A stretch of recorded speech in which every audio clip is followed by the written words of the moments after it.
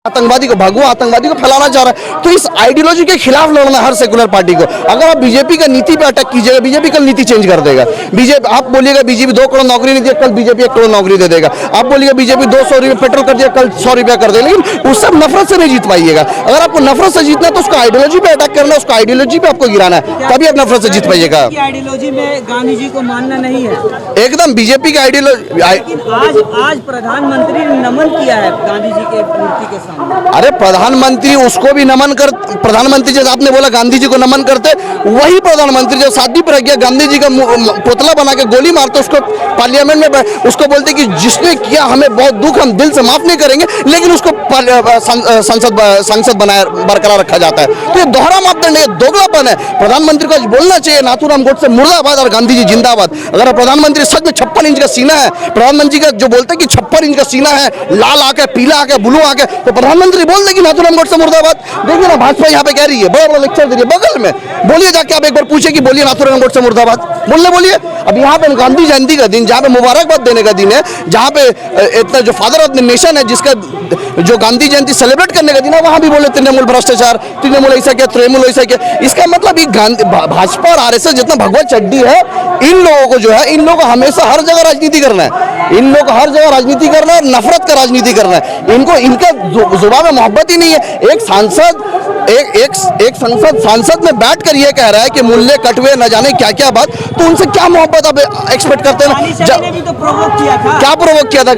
दानिशाही ने क्या उनका माँ बहन को गाली दिया था? क्या प्रोवोक किया था बताइए? आपको पता है जब बहस होता है तो एक क्रॉस अटैक हमेशा होता है, लेकिन आपको अपना जुबान पे, आपका अल्फाज में आपको कायम रहना चाहिए कि आप 10 लाख 12 लाख जनता का चुने हुआ सांसद है, आप कुछ भी बोल दीजिएगा। आज सुनिए कपिल मिश्रा, भारत माता की जय कहते हैं लोग, तो आप रोकते क्यों हैं? तो दानिश अली को इस तरह का शब्दों को सुनना होगा सांसद में। अरे भारत माता की जय बोल के आप किसी मुसलमान को पकड़ के मारिएगा, वैसा भारत माता की जय इसके मकबूल नहीं बोलेगा।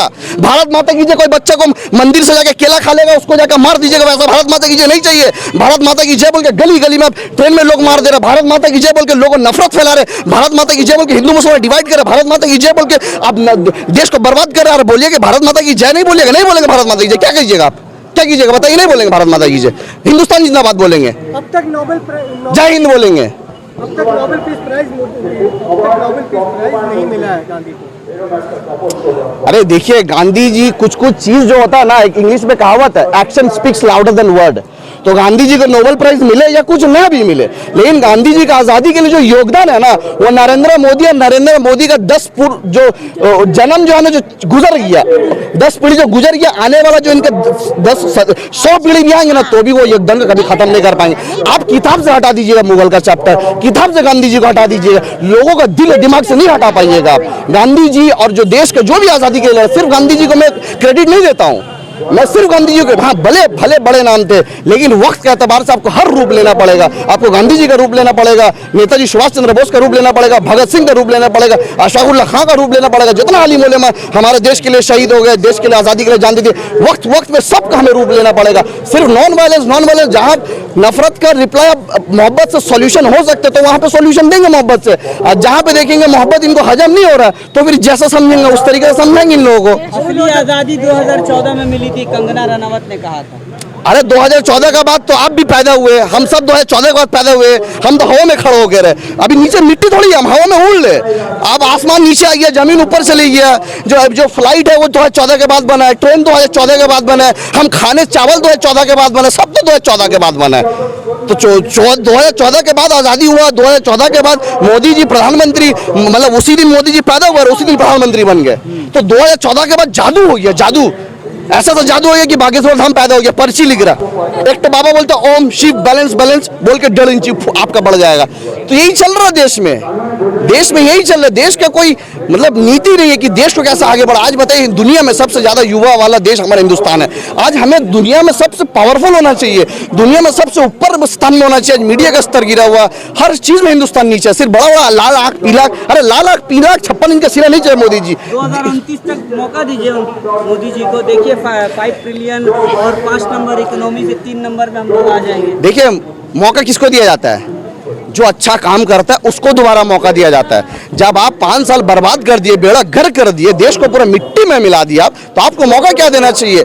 मतलब मैं कैमरे का सामने नहीं कह रहा हूँ, नहीं तो मोदी जी को किस तरीके से विदाई देना चाहिए ना, तो वो आपको बताते हैं। मोदी जी, मैं कह रहा हूँ, देखिए मैं लोग जनता से कह रहा हूँ, और खास करके हिंदू से नहीं कह रहा हूँ मैं, ना मुसलमान से कह रहा हूँ, आतंकवादी से कह रहा हूँ मैं, कि भाई एक बात याद रखो, ये सरकारें है ना, ये सरकार आज है 5 साल, 10 साल, 15 साल, 20 साल, 25 साल, 50 साल, ये सरकार आएंगे और जाएंगे, लेकिन हमारा हिंदुस्तान था, हिंदुस्तान है, हिंदुस्तान हमेशा रहेगा। हिंदुस्तान का ये जो भाईचारा है, हिंदुस्तान का जो अनेकता में एकता है, इसको बरकरार रखो, आपस में नफरत मत करो मेरे भाई।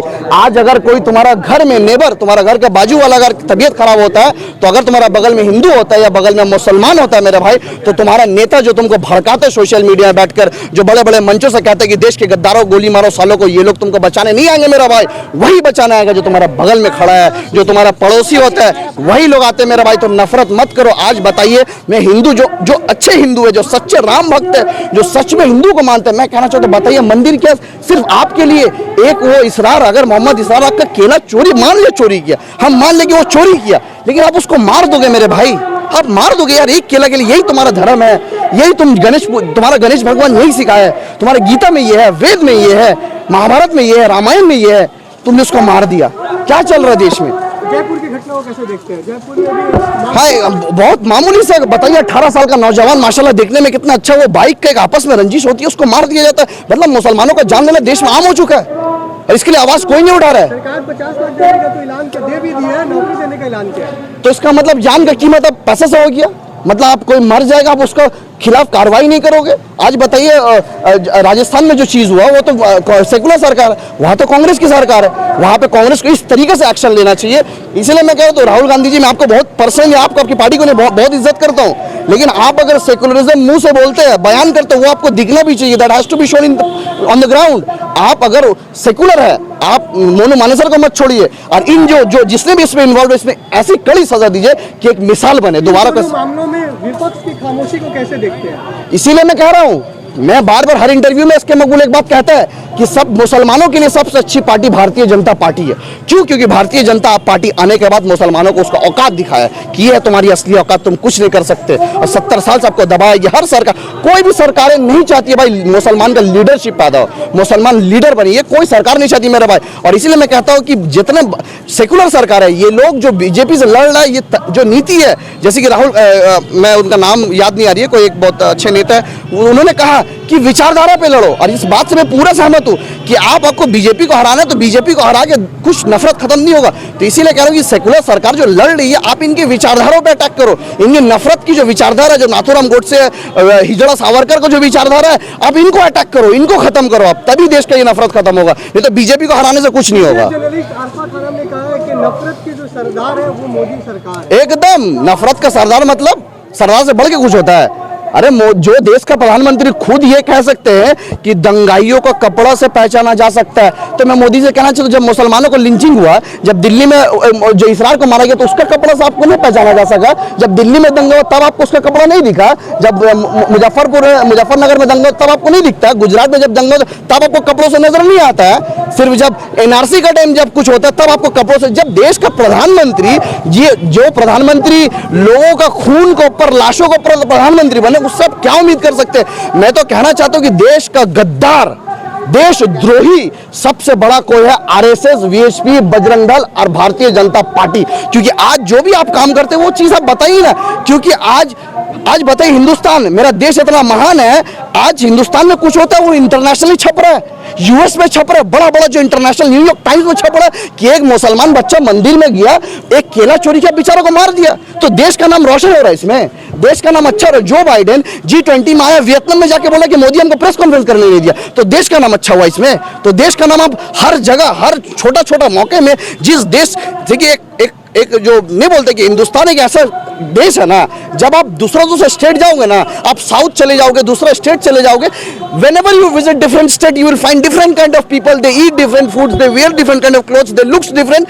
so ये जो यूनिटी डाइवर्सिटी है, यही खूबसूरती है। लेकिन आप अमेरिका चले जाओ, they speak same language, Bangladesh चले जाओ एक लैंग्वेज, गल्फ कंट्री चले जाओ एक लैंग्वेज। लेकिन ये जो खूबसूरती है, अनेकता में एकता, इसको बरकरार रखना है। और इसको बरकरार रखने का जिम्मेदारी मैं कहना चाहता हूँ आप आम नागरिक को लेना। सरकारें जो भी सरकार है भाई, और सबसे पहले मुसलमानों को कहना चाहता हूँ कि ये बीजेपी बोल के जो तुमको डराते ना, जो सेकुलर सरकार, सबसे डेंजरस यही है तुम्हारे लिए। ये बात हमेशा याद रखना मेरा भाई।